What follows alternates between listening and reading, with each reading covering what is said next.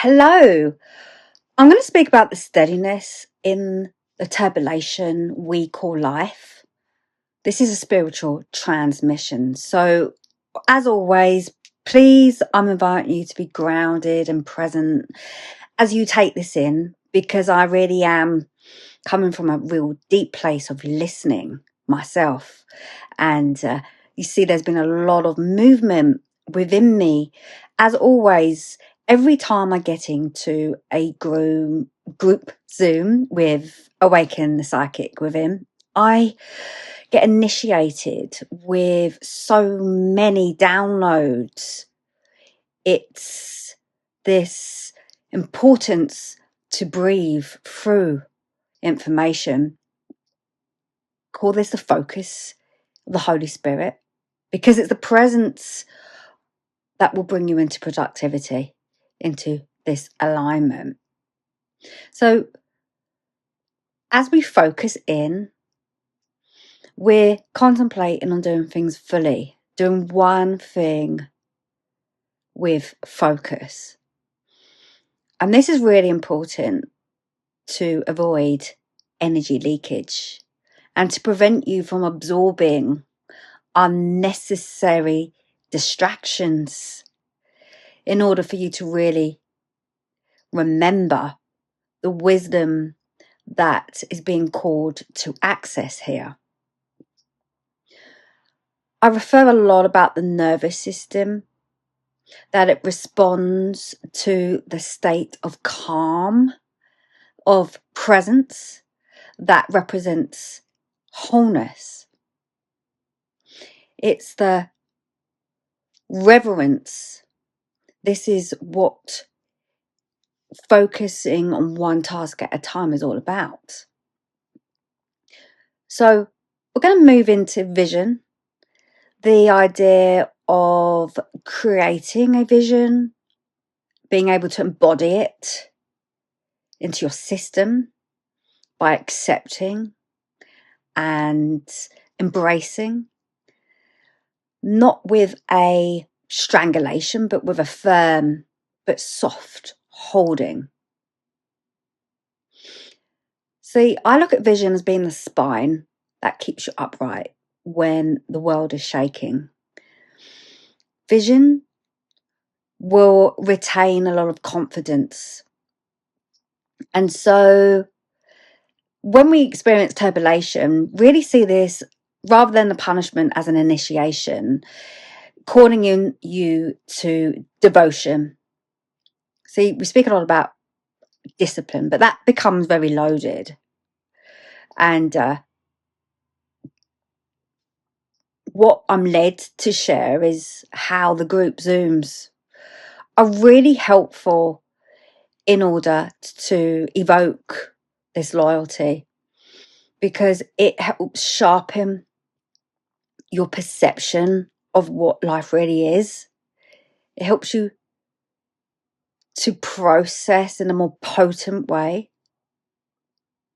because truth starts to settle more when there's a collective witnessing.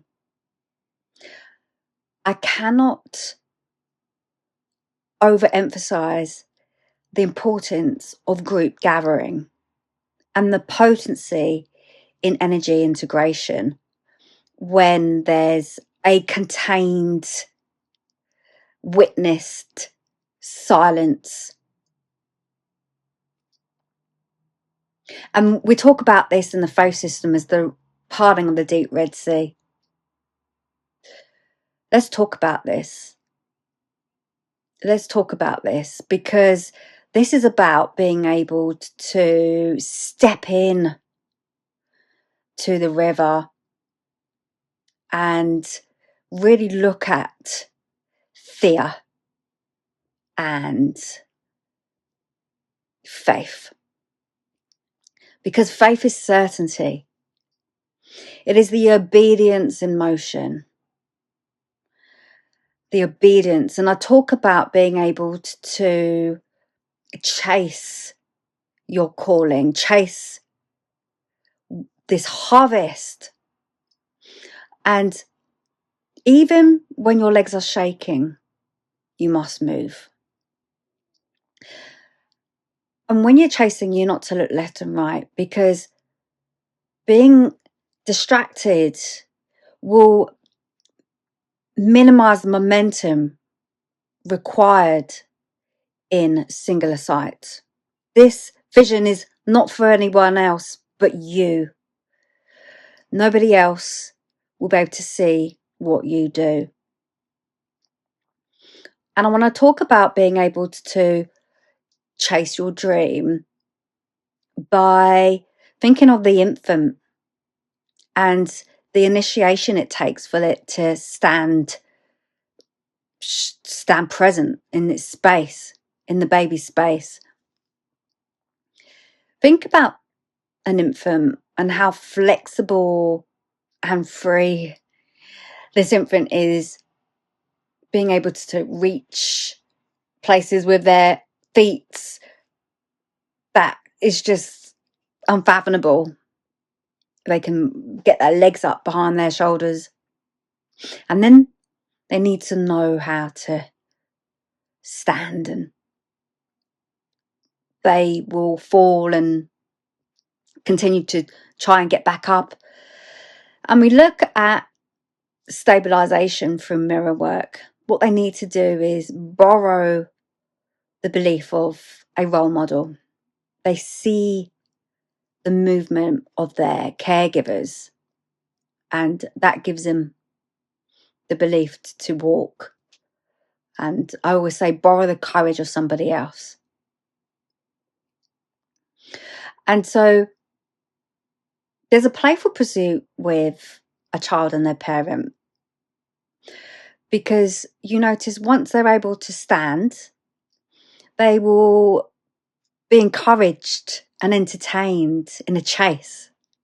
The parent may gently nip at the infant to speed him up, and the child tastes victory when it's able to catch up with their parent, and the parent might then pretend to run and capture the child. And it's a capturing that's the calling. It's a pressure. It's not a pressure. It's a pursuit. It's a pursuit wrapped in love. It's the call for leadership, because play is not domination. The universe teases us awake, keeps us agile and alert and alive by nipping at us playfully. And being able to be caught is the upgrade. You see, it's where the universe wraps their arms around you with worthiness. And what happens when you're caught? There's a recognition. There's an expansion. Who else is worthy? As the song goes, who else is worthy? This is when school begins. See, we have this awakening after awakening after awakening continually. And this is about having a responsibility. It's about being able to rise, because we can't build our dreams lying down. We must wake up from our sleep and plant and tend to our seeds. So here's where the wake-up call is. The gentle nudge of the parent that may slowly ease their child out of bed. And that child may feel sleepy, and the parent may return to call a bit louder. We call this a holy disruption. But it's not out of cruelty. It's the mercy. See, spirit refuses to let you sleep through your destiny. Love wakes us up before it lets us rot. We can integrate and receive our downloads, but then we must plant the seeds. We must be able to step into the river with decisiveness and division. See, when you step into the river, we part waves, but not everyone will follow. You see, when you part waves, there's going to be people who are lost and distracted, who've lost their parents in the crowd. Let's think about it. That state of distraction, we're all in it at different moments of time, to different extents. We can all identify with being lost in a crowd. Think of the time when you were young and you turned around in a busy space and suddenly you can't see your parents. The anxiety that creeps in, that panic of absence when you have lost all your sense of awareness. That is what happens when we lose sight of where we're heading. And in our Zoom group, we spoke about this state of confusion and referred it to ancestral healing, the concept of finishing off our parents' undone business and their parents and the parents before them. And what's required is forgiveness work to integrate the bloodline through wholesomeness. And it's this self-acceptance of the self that integrates all the lessons of our ancestors. And so Fitzgerald devised this concept called Gestalt work, where we sit in the chair of the child who holds the grievance, and we just project that anger towards our parent as if we're facing them in a chair.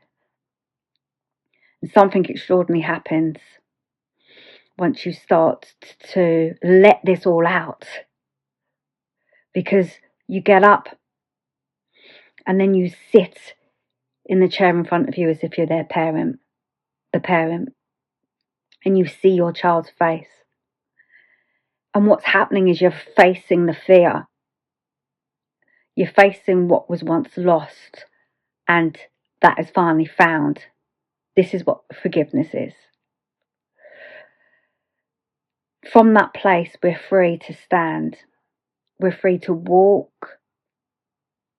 We're free to run, to chase our dreams again. And we get up from lying down.